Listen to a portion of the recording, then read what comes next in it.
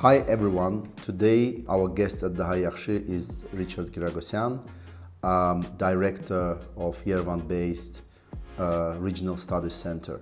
Hi Richard. Hello. Richard, we are a couple of days away from very important meeting in Moscow between Aliyev and Pashinyan. Can you comment about this? What are the expectations about this meeting in Yerevan in different political camps? Well, in many ways, we are days away from the one-year anniversary of the acceptance of the Russian-imposed ceasefire agreement that ended last year's war for Nagorno-Karabakh. Nevertheless, this is a unique and rare opportunity of optimism in terms of forging a package of an agreement and a half, I would define it. In other words, what's expected is a breakthrough agreement on the restoration of regional trade and transport, specifically providing Azerbaijan with road and railway access through southern Armenia to the exclave of Nakhichevan. A related element of this agreement, however, will be the agreement to move forward on a legal demarcation of border issues. A lesser agreement, but perhaps in many ways more important to the Armenian side. And a third element, unrelated officially, will be the expectation of an Azerbaijani transaction of at least a partial release of prisoners of war. And in this context, this is an important movement forward, but it also is a result of a specific turning point in September on the sidelines of the UN General Assembly meeting in New York, with a return to diplomacy, a meeting between the foreign ministers of Armenia and Azerbaijan, and the resurrection of the OSCE Minsk group as a mediating body.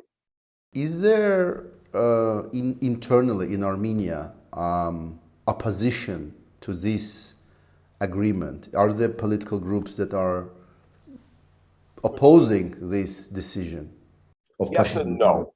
In other words, yes, there is a degree of opposition, but no, it's related or restricted to a relatively marginal position by the opposition political parties in Armenia. In other words, the opposition parties in the parliament, the former president Robert Kocharyan and his nationalist allies in the Dashnad party, and former President Sargsyan's former ruling Republicans. These opposition parties oppose the government on every and any issue.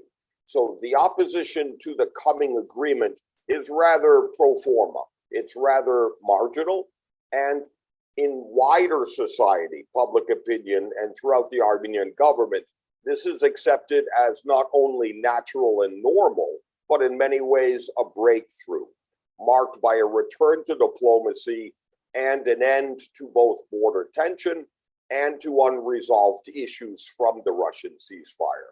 This is why the government in Armenia has a degree of self-confidence, not only from its recent re-election in June, but in terms of a forward-looking strategy. So the opening of communication with Azerbaijan is about hopefully to happen, but what is the situation in relationship between Turkey and Armenia? Is opening the communication lines with Turkey, opening of the border, restoring diplomatic relations with Turkey, is it on the table right now? Yes.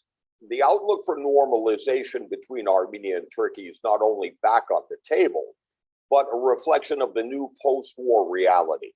And what I'm talking about is, if we look more broadly at the implications from the looming agreement over Azerbaijani Nakhichevan links, this is only the first step in a broader package of regional restoration of trade and transport.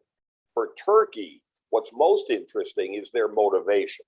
In other words, Turkey, despite its unprecedented support for Azerbaijan during the war, has been left frustrated with a diminished return. In other words, it was Russia that deployed unilaterally peacekeepers. Turkey has a much reduced role symbolically in post-war peacekeeping. Secondly, for Turkey, there is significant frustration that Russia excluded Turkey from the trilateral working group on regional trade and transport between Armenia, Azerbaijan, and Russia. Therefore, for Turkey, normalization with Armenia is not just about Armenia, it's also about the region and about Russia. Normalization, from a Turkish perspective, gives them a seat at the table, gives them a more direct role in regional trade and transport after Russia's exclusion of Turkey. So, what does this mean for Armenia opening borders and railroads, communication lines with Azerbaijan and with Turkey, economically speaking? Is there any kind of study or idea how it will help Armenia in, first of all, in economic terms? And are there fears that, let's say, especially opening of the borders with Turkey could bring the a rapid economic integration with Turkey and would flood, for example, Armenian market with Turkish goods? Like, are there discussions about this, and what is the state of these discussions and debates in Armenian society on this matter? Well, that fear is rooted in an economic position of protectionism. And in many ways, the fear is rather misplaced and exaggerated. In other words, the economic aspects of this is a win-win for everyone. It's essentially a strategic opportunity for the Armenian economy to overcome isolation. And in many ways, the restoration of trade, the opening of transport, the unblocking of closed borders is inherently positive and an opportunity. And I would say more specifically, the outlook for Armenia-Turkish trade is also rather positive because there has been bilateral trade for years through Georgia. The opening of the border reduces the transport cost. And in many ways, Georgia will no longer have such a monopoly on transit and transport. Secondly, in terms of the bigger picture, the closed border between Turkey and Armenia is also a closed economic border between Turkey and the Eurasian Economic Union. And this is hence Russia's motivation, both in terms of normalization, but also stage managing the border reopening. In other words, it's Russian-owned sectors of the economy in Armenia that will benefit first and benefit most from the reopening of the border. Nevertheless, for Armenia, this does provide an important counterbalance to both overdependence on Russia only and also a way to overcome the threat of isolation. But you said that there will be these big companies in Russian-controlled sectors of economy that will benefit. But do you think the people, especially living on the border with Turkey or with Azerbaijan, do you think there is potential for local trade to flourish and for this constituency, for the people, for more average people, ordinary people to benefit from this normalization? Yes, I do, for the simple reason that we're talking about normalization, not reconciliation. In other words, this is the basic minimum currency of international relations, where neighbors have diplomatic relations and open borders. And it's much easier than, say, Armenia-Azerbaijan normalization. In other words, in terms of economics and trade, the benefit here, even from a Turkish perspective, is the reopening of the border for Turkey is an important way to promote trade in the impoverished Kurdish regions of eastern Turkey.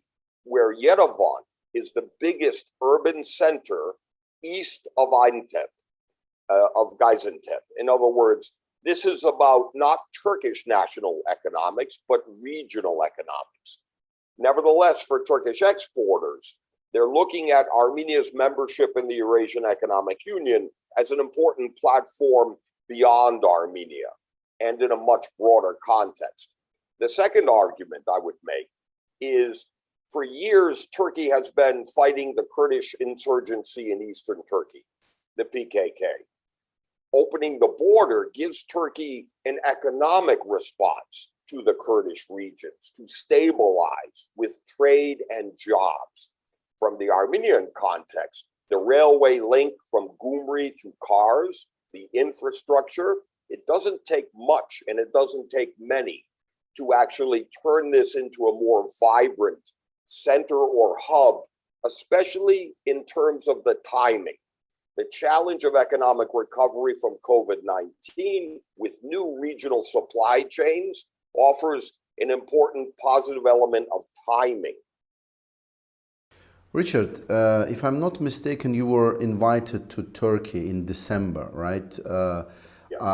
Could you tell us about this invitation? And also I wanted to ask you if such invitations to Turkey, you had them in last years, or is it the first one and it's first time that you will go to Turkey? Well, fortunately, as a think tank in Armenia, we've been partnering with civil society organizations, both in Armenia, the Eurasia Partnership Foundation, Civilitas, but also with the Hrant Dink Foundation, Tepov, and others in Turkey as well. This is very much a project of giving more of a bottom-up approach to support for normalization. In that regard, I've been to Turkey, Ankara, and Istanbul many times. Okay. Now, however, as a return, it's a reflection of the new post-war environment. Turkey is much less opposed to normalization simply because of the outcome of the war. And to be honest, unlike the protocols, Azerbaijan is much less in opposition to normalization. And this is the important element where the stars are realigning. What's important, however, is to explain what this is not. This is only normalization, not reconciliation. So the genocide issue is not on the agenda. Nevertheless, there are positive developments. The restoration of direct flights from Yerevan to Istanbul is planned in the beginning of the year. And in many ways, a resumption of trade on a local level has already started. There are many Armenians working and living in Istanbul and other Turkish cities, for example. So there is a degree of a new round of engagement based on the post-war new landscape. Richard, I want to come to the role of Iran in all of these new developments. So, you know, there have been some tensions between Iran and Azerbaijan recently, but it seems that it have been not quietly, it was not so quiet, but it has been resolved. What do you think Iran's role, what kind of role it can play in economic regional development, how open they are, and what is the potential Iran's role in this new constellation of regional economic development? Well, as an analyst, I have a more provocative and perhaps minority view where I disagree with many analysts in two regards. One is, I see the recent tension between Iran and Azerbaijan as rather temporary. In other words, it's much more about the past, about simmering rivalry and tension going back for many years. And it's not really about the future. In other words, the real reason for the escalation and tension between Baku and Tehran was the first test in foreign policy of a newly elected president of Iran. Hence, the imperative or the encouragement for Iran was to overreact and to show a strong response. Secondly, and I could be wrong, but secondly, I don't think Iran is very interested in returning to the region as a regional actor. For many years, it's a region between Turkey and Russia. Iran historically has neglected its role as the third regional actor, and largely because I think Iran is much more interested in the bigger prize, the resumption of the nuclear talks with the West, an easing of sanctions, rather than a focus on the South Caucasus. Meaning that I don't think Iran is either going to be very interested or engaged in the region, and at the same time, I don't think Armenia and Azerbaijan would directly benefit from any investment in a deepening of relations with Tehran. Iran remains isolated on the world stage as well as the regional stage. And for me, the real breakthrough in terms of the South Caucasus is along an east-west axis, not north-south. I have been interviewing the former Minister of Foreign Affairs of Azerbaijan, Mr. Tofik Zulfugarov, and he expressed a very interesting view, which I would like to share with you and get your comment about how you see this from Armenian perspective, from your personal analytical perspective as well. Mr. Zulfugarov was saying that Russia has started developing a very new format of relationship with Turkey, and also very new format of relationship with Azerbaijan. And and there is some kind of agreement, because in Azerbaijan many people are skeptical that will Russian peacekeeping forces leave the territories in 4 years or in 9 years. How will this happen? Will this not happen? According to Mr. Zulfugarov, this is happening, and the format Russia behaves itself very differently in relationship with Turkey and Azerbaijan, rather than, let's say, with Georgia or with Ukraine. So it's very different situation, which many people still cannot understand and cannot see, but this is already happening.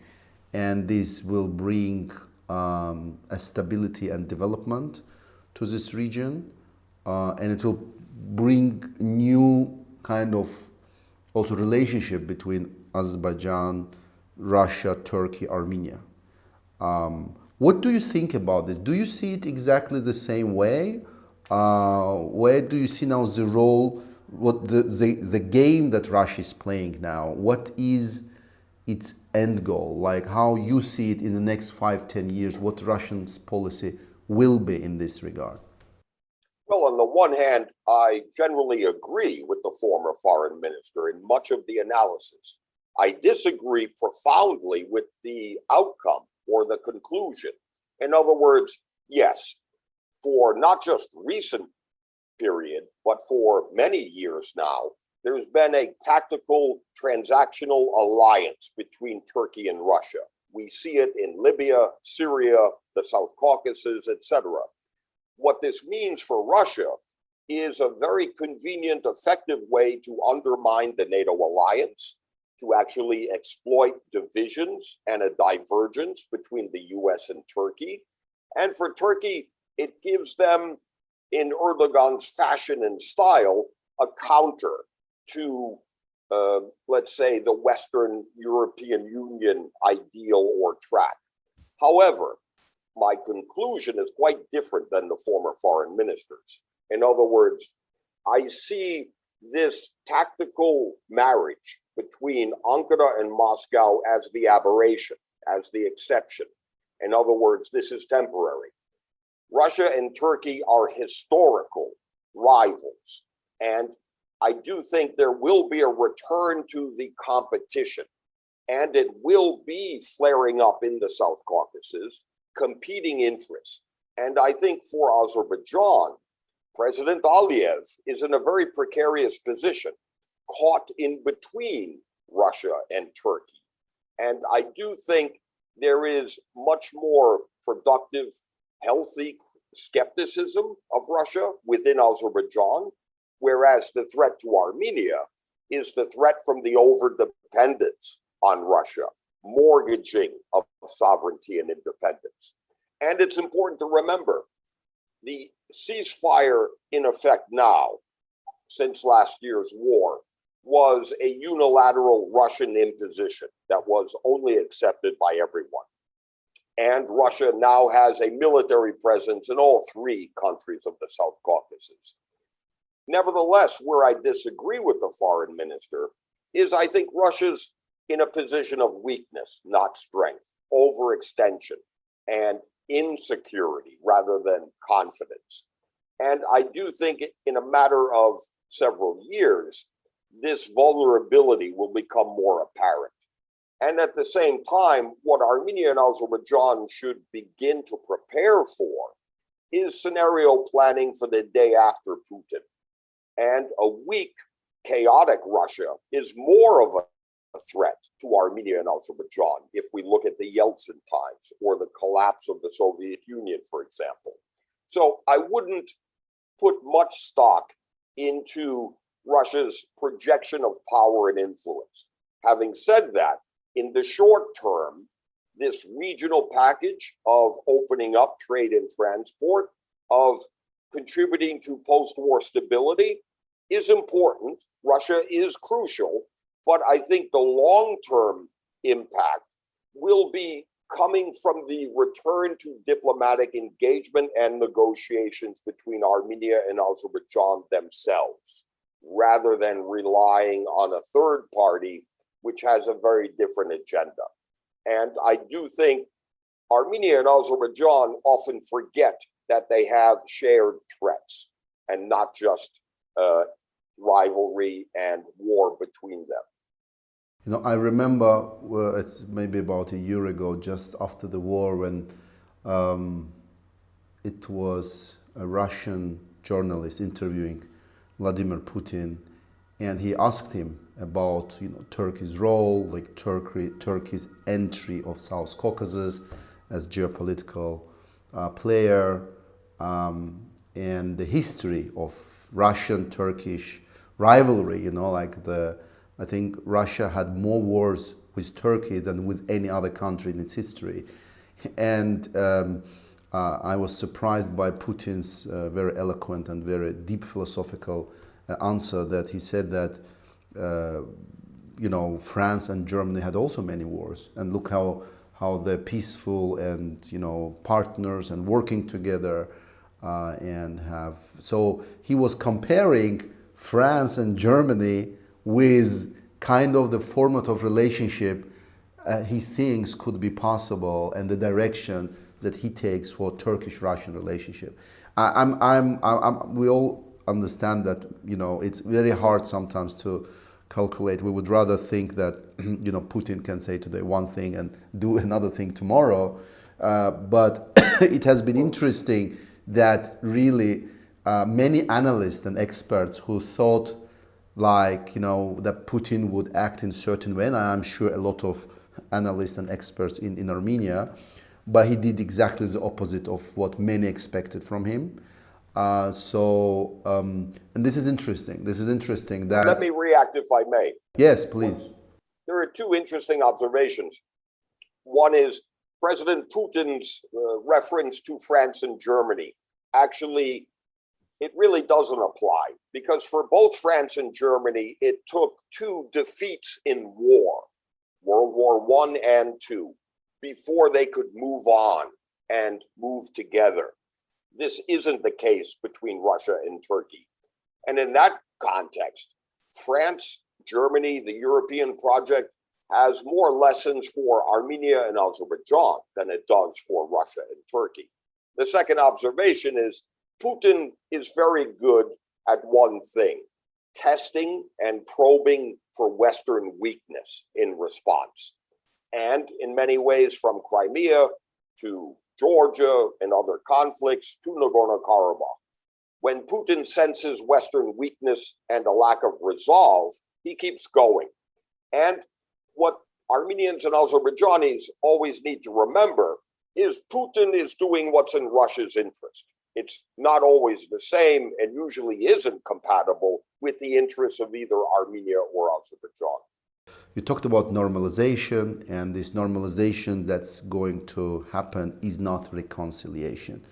What do you think Azerbaijani government, Armenian government, but also Armenian and Azerbaijani civil societies, also international players, actors, international organizations, European Union, US, etc., can do to help us, like to help each other to go in the direction of normalization, first of all, but also then make this leap towards reconciliation? So how would you commend this? How would you mind map this road? Well, first of all, let's look at where we are. We have a new post-war map, a new landscape. What's interesting from the Armenian government's perspective is Prime Minister Pashinyan made a controversial, bold, yet prudent decision. All territory that was lost in the war is gone forever. And in many ways, the Armenian government is looking to de-escalate and is seeking post-war stability. The international community is actually facilitating and seeking a return to diplomacy. And looking to Azerbaijan, I think it's very important to note the shift in policy by the Aliyev government. In September, there was a resumption of diplomacy. Now with this agreement, we see a return to normalcy. It's based on Azerbaijan's, I would say, greater self-confidence after years of frustration from the peace process. And at the same time, what we need to see is the settlement of an urgent, pressing, outstanding issue, the return of the Armenian prisoners of war. This is a major sticking point from the Armenian perspective, and it's an unfulfilled element of the ceasefire agreement itself. Having said that, what we also see, I think the shift in Azerbaijani's policy, an end to intransigence, to their credit, was a result that Azerbaijan was increasingly isolated. In other words, we see much of the international community and Russia and Armenia arguing for a return to diplomacy, to make a fragile ceasefire into a more lasting negotiation process. Border demarcation, border incursions were actually not fully supported by even Turkey. Azerbaijan was also increasingly isolated over the past many months in its open defiance of Russia. And there was an approaching limit to Russian patience. So I think there was a prudent calculation in Baku that the period of open defiance of Russia has run its course. The real dividends, diplomatically, economically, and politically, now rest in a return to diplomacy, negotiations, and moving forward. So in terms of the outlook for normalization, I'm somewhat optimistic. And it's normalization in terms of Armenia-Turkey and in the post-war situation with Azerbaijan that are the prerequisites as a foundation for eventual reconciliation. Where do you see what can be done for moving from normalization to reconciliation? What should be the next steps in your view? Is it possible at all? Diplomacy is not only important, but let's be honest, there is a new concession that has been made in terms of both moving toward legal border demarcation, a velvet divorce after many months of tension and even a loss of life with incursions. More importantly, we also see more of an agreement in terms of disengagement, in terms of a return to diplomacy will not have the status of Nagorno-Karabakh as a priority on the agenda. That has generally been deferred to some abstract later date. This is a big concession.